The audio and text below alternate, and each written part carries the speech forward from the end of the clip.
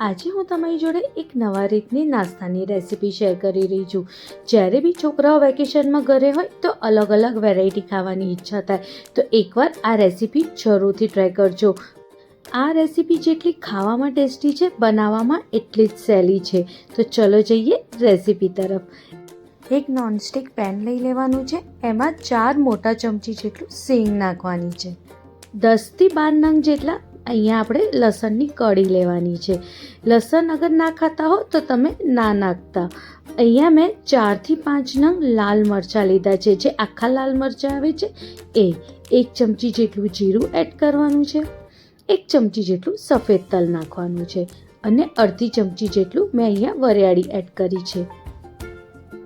વરિયાળી આપણે એટલે એડ કરીએ છીએ જેથી એની સ્મેલ બહુ જ સારી આવે. 1 ચમચી જેટલું આખા દાણા એડ કરવાના છે. હવે બધાને આપણે એકદમ ધીમા તાપે સરસ રીતે શેકવાનું છે. આપણે બહુ નથી શેકવાનું, થોડું શેકાઈ જાય એટલું જ, લગભગ 1 થી 2 મિનિટ માટે આપણે એને શેકી લેવાનું છે.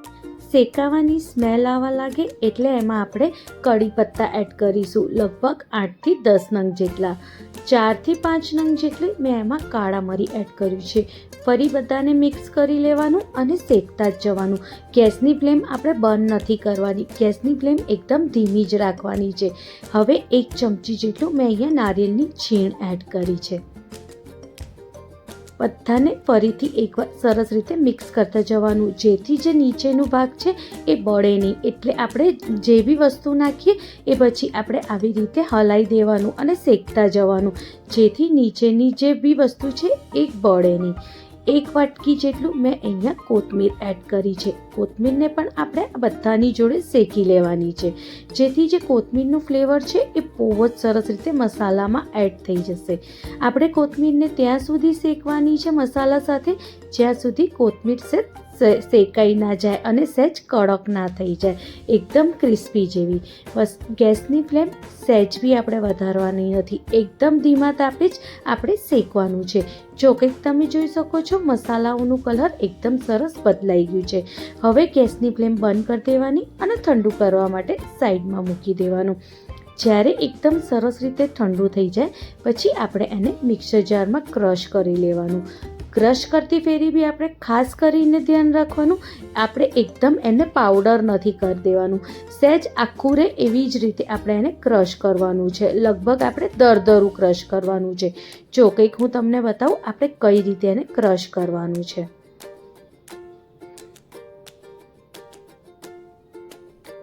કંઈક આવી રીતે એનું પાવડર બનીને રેડી થશે. કંઈક આવી રીતે એકદમ દરદરું હોવું જોઈએ, એકદમ પાવડર જેવું ના હોવું જોઈએ. જો હું તમને નજદીકથી બતાવું છું, કંઈક આવી રીતે. બસ આવું જ એક પાવડર બનાવીને આપણે રેડી કરી દેવાનું છે. હવે આને આપણે સાઈડમાં મૂકી દઈશું. મારા ઘેર 2 પાઉં પડ્યા હતા એટલે મેં આની અંદર પાઉંનો ઉપયોગ પણ કર્યો છે. તમે પાઉંની જગ્યાએ બ્રેડ પણ નાખી શકો છો, પણ મારા ઘર વડાપાઉં બન્યા હતા એટલે મેં પાઉંની ઉપયોગ કર્યો છે. બસ એમાં મેં 2 જ પાઉં નાખ્યા છે. પાઉંને પણ આપણે સરસ રીતે એકદમ ક્રશ કરી દઈશું. જેમ આપણે ક્રશ કરીશું એટલે એકદમ પાવડર જેવું આ ક્રશ થઈ જશે. જો કંઈક આવી રીતે. બસ આવી જ રીતે હવે આને પણ આપણે સાઈડમાં મૂકી દઈશું. અહીંયા મેં બાફેલા 4 બટેકા લીધા છે. આને પહેલાં આપણે સરસ રીતે સ્મેશ કરી દઈશું. આ બધી પ્રોસેસ કરવા માટે એક મોટું વાસણ લઈ લેજો અને એ વાસણમાં જ બધી સામગ્રીને આપણે ભેગી કરીશું. એટલે મેં અહીંયા મોટા વાસણમાં 4 બટેકા લઈને સ્મેશ કરી દીધા છે. હવે જે આપણે મિક્સર રેડી કર્યું હતું એ બધા મિક્સરને આ બટેકાની ઉપર આપણે નાખી દઈશું. કંઈક આવી રીતે. એક લીલું મરચું નાખીશું, એ બી એકદમ ઝીણું સમારેલું. થોડી કોથમીર એડ કરીશું. સ્વાદ મુજબ આપણે આમાં મીઠું એડ કરવાનું છે. અડધી ચમચી જેટલું મેં અહીંયા અમચૂર પાવડર એડ કર્યું છે. બોલને એકદમ ક્રિસ્પી અને સારા બનાવવા માટે મેં અહીંયા 3થી 4 ચમચી જેટલું ચણાનો લોટ લીધો છે. આને તમે એક જાતનું વડાપાઉં બાઇટ્સ પણ કહી શકો છો. ખરેખર ખાવામાં બહુ જ ટેસ્ટી લાગે છે. 4 ચમચી જેટલું ચણાનો લોટ અને 1 ચમચી જેટલું ચોખાનો લોટ, જેથી જે ઉપરની જે લેયર આવશે બોલની એકદમ ક્રિસ્પી બનશે અને અંદર એકદમ સોફ્ટ બનીને રેડી થશે. બધાને હવે પહેલાં આપણે સરસ રીતે મિક્સ કરી દઈશું. કંઈક આવી રીતે આપણે હાથેથી એને મિક્સ કરવાનું છે. જે બી બટેકાના અગર મોટા મોટા પીસ હોય તો હાથેથી આપણે એને તોડીને એકદમ સોફ્ટ કરી શકીએ છીએ.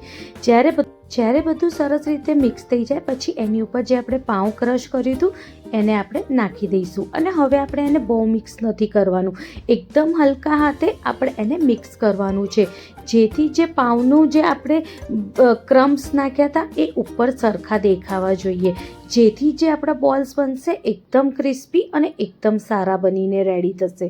એટલે આપણે એકદમ હલકા હાથે જ આપણે આને મિક્સ કરવાનું છે. એટલે જ પહેલાં આપણે બધો મસાલો મિક્સ કરી દીધો, જેથી પહેલાં બધો મસાલો મિક્સ થઈ જાય અને બ્રેડ ક્રમ્સ ઉપર સરસ રીતે રહે. હવે સહેજ હાથ ઉપર થોડું તેલ લગાવી દેવાનું અને એને આપણે નાના નાના બોલ્સ આવી રીતે બનાવી દેવાના છે. બસ કંઈક આવી જ રીતે બધા બોલ્સને આપણે રેડી કરી દઈશું. નાના મોટા જેટલા બોલ્સ તમે બનાવવા માંગતા હો તમે બનાવી શકો છો. મેં ઘરે વડાપાઉં બનાવ્યા હતા, પછી મારા પાઉં વધી ગયા એટલે મેં આવી એક રેસીપી રેડી કરી, તો વિચાર્યું તમારી જોડે પણ શેર કરું. ખરેખર ખાવામાં તો વડાપાઉં, પફવડા બહુ બધા અલગ અલગ જાતના ટેસ્ટ આમાં આવે છે, પણ ખાવામાં બહુ જ ટેસ્ટી લાગે છે. આવી જ રીતે આપણે બધા બોલ્સને બનાવીને રેડી કરી દેવાનું. તેલ સહેજ ગરમ થાય ત્યારે આપણે એમાં બોલ્સ બધા નાખી દેવાના. કંઈક આવી રીતે. બહુ હાઈ ગરમ તેલ ના હોવું જોઈએ, થોડુંક જ ગરમ તેલ હોવું જોઈએ, જેથી આપણે આ બોલ્સ નાખીએ તો આવી રીતે થોડા થોડા બબલ્સ નીકળવા જોઈએ. અને એકદમ મીડિયમ ફ્લેમ ઉપર જ આપણે એને ફ્રાય કરવાના છે. એકદમ ગોલ્ડન બ્રાઉન થાય ત્યાં સુધી આપણે એને ફ્રાય કરવાના છે. એકદમ આપણે મીડિયમ ફ્લેમ ઉપર જ એને ફ્રાય થવા દેવાનું, નહીં તો ઉપરથી તો કડક થશે પણ અંદરથી કાચા રહી જશે. અને આવી રીતે ગોલ્ડન બ્રાઉન થાય ત્યાં સુધી આપણે એને ફ્રાય કરવાનું છે. બહુ આપણે એને કાળા પણ નથી કરી દેવાના, આવી રીતે ગોલ્ડન બ્રાઉન થાય ત્યાં સુધી જ આપણે એને ફ્રાય કરવાના છે. કંઈક આવી રીતે.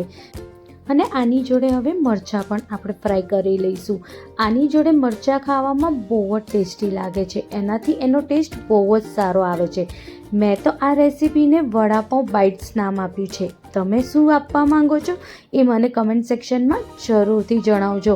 ખરેખર ખાવામાં બહુ જ ટેસ્ટી છે. તમે એકવાર આ રેસીપી જરૂરથી ટ્રાય કરજો. વેકેશનમાં જ્યારે છોકરાઓને નવી નવી રેસીપી ખાવાની ઈચ્છા થાય તો એકવાર આ રેસીપી જરૂરથી ટ્રાય કરજો. કોઈક મહેમાન આવવાના હોય તો પણ તમે ઝટપટ આ રેસીપી બનાવી શકો છો. ઉપરથી એકદમ ક્રિસ્પી અને અંદરથી એકદમ સોફ્ટ અને માવેદાર. આ રેસીપી ગમી હોય તો તમારા દોસ્તો સાથે જરૂરથી શેર કરજો. મળીએ એક નવી રેસીપી સાથે. Thank you.